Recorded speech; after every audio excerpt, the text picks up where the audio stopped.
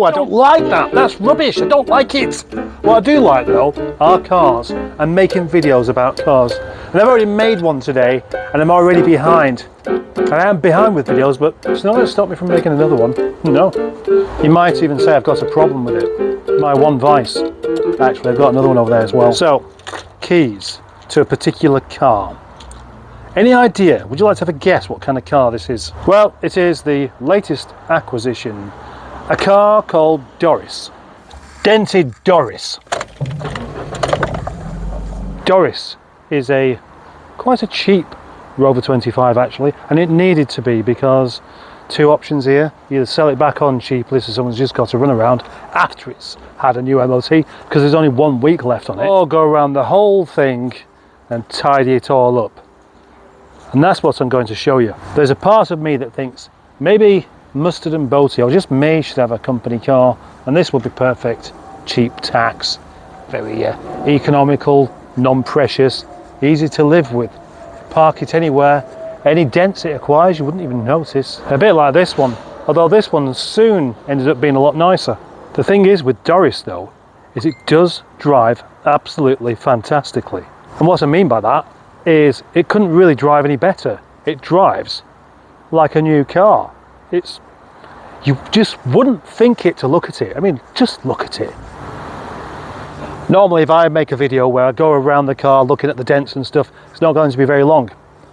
This one is going to be long. And within this video I shall make my mind up about really what the future of this car should be. First of all, of course, it is British racing green, a very nice colour, but it's only nice if it's clean. And when I say clean, I mean free from all of these swirls everywhere. It's a very, very swirly car, and that will quite easily be down to the care taken when washing, because it's very, very easy to scratch your car whilst washing it, and therefore if you're not going to wash it properly, it's best if you don't. If nothing else, this car needs a complete machine polish. Just for this video though, I'm not going to be too picky. Like this rear bumper, yeah, it's got a few scratches on, but it doesn't matter, does it? In fact, it's got more than a few scratches. It's been repaired there, and I can see the paint job, and it's not great, and that doesn't fit too well either. And of course, neither does that. And that rear lamp there has obviously collected a lot of water at some point, and it's had a hole drilled in there, and then another hole drilled in there. That's not a lot, is it, eh? The rear tailgate's rather good actually, and it has the original rubber seal that they decided wasn't worthwhile putting on. As you'd expect, the paint isn't great, that's a bit floppy. On this arch here, we can see it's had a repair, and even a welding repair by the looks of it. But the paint job isn't particularly good, and it's all come back through anyway. And you would have been able to see that quite well. It's not really been blended in, has it? The scratches along the door are frequent and consistent. And then we have a dent there. That dent could possibly be improved by messing around with the dent puller thing, and I would happily do that. This mirror cap's good, well, almost.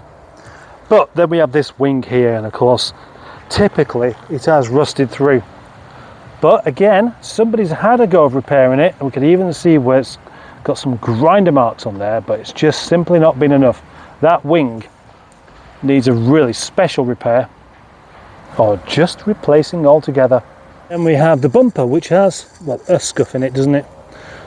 And then it's not too bad, and it's not too bad. Oh, gosh, there's not a scuff on the other side. How unusual. The bonnet's actually rather good. Well, that is a surprise.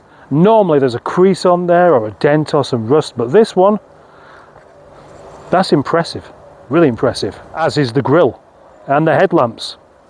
Both sides, back to usual fashion. Of course, we have a lovely big dent on this wing, and that is a proper dent, isn't it? Look at that. So you've got a bit missing off of it. That needs replacing. Someone's had a go of repairing this again as well, and it's just not really worked. Plus the colour match isn't great. Hello. On the driver's door we have one of these bump strips. Usually there because the driver will know they will knock it into somebody else's car, and they want to minimalise the damage. But oh no, it's already been done, hasn't it? And that is this. It's not just the wing, but the door.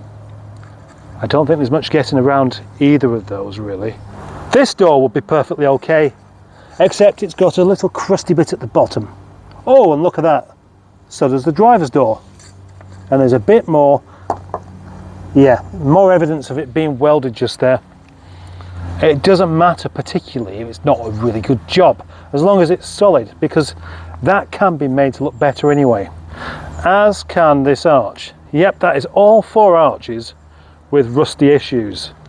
But then we sit in the back of this car and it's all lovely and clean. Ignore the headlining, and it feels like quite a nice car to uncomfortably lie across. Has potential, plenty. Open the boot. Parcel shelf works. Wow, that's a bonus. And the carpet is dry. It's dry everywhere. Now that is pretty unusual. It's dry down there. We even have the toolkit that's not been opened. That's reasonably unusual. The rest of the interior is actually quite good, with the exception of this seat, of course. That's where they all go. I've done repairs on these before and made them a bit better. We have a dash that's all quite clean and complete, and vents that aren't smashed or broken. But here's the thing. Do we have... How about that? All 4 speeds working. 118,000 miles and a bit more. Carpet, not particularly good down there. The engine, absolutely spot on. And like I said, it actually drives very well indeed. So mechanically, I know there's nothing wrong with this car. It's just to look at. This car is like a really good wife. Everything that you'd expect from the car to do, it does. It does it without any problems at all. Doesn't complain about it. But isn't really a looker. It's much better. I mean, what is the purpose? What is the purpose of a car? It's a means of conveyance, and it's a means of showing off. Look what I've got. Look at this. My trophy wife. Can she cook? No. Is she good in bed? Dunno. Ask her ex-boyfriend. Does she have a nice personality? Well, not really. And she's grumpy and she lets me down a lot, if I'm honest. Yeah, I want to go and do something and she just completely blocks it. Right, that's not what you get with a Rover 25. You get the opposite. You get, I mean, you could love the looks of them, but you're not going to love the looks of it when it's covered in dents, and that's its main issue. And that's where I've got to decide, should I have this as like the kind of antidote to the trophy wife, where you can have one that always will be reliable, do exactly what you want, and nobody's going to try and steal it off of you. And that's why I thought I'd show you this car today in better detail. You can make some suggestions if you like. What do you think? Should it just be sold on as a hack? I think not. There was no point in us buying it if that's all we was going to do. But how far should we go with the bodywork? Just tidy it up, let somebody else do it, or have it as a little project at a time? Work on over the next month. Get it MOT'd, then work on that. Once I know it's still MOT okay, make it tidier, then go up for sale. I'm sure that car has got an awful lot going for it if you looked a bit more carefully.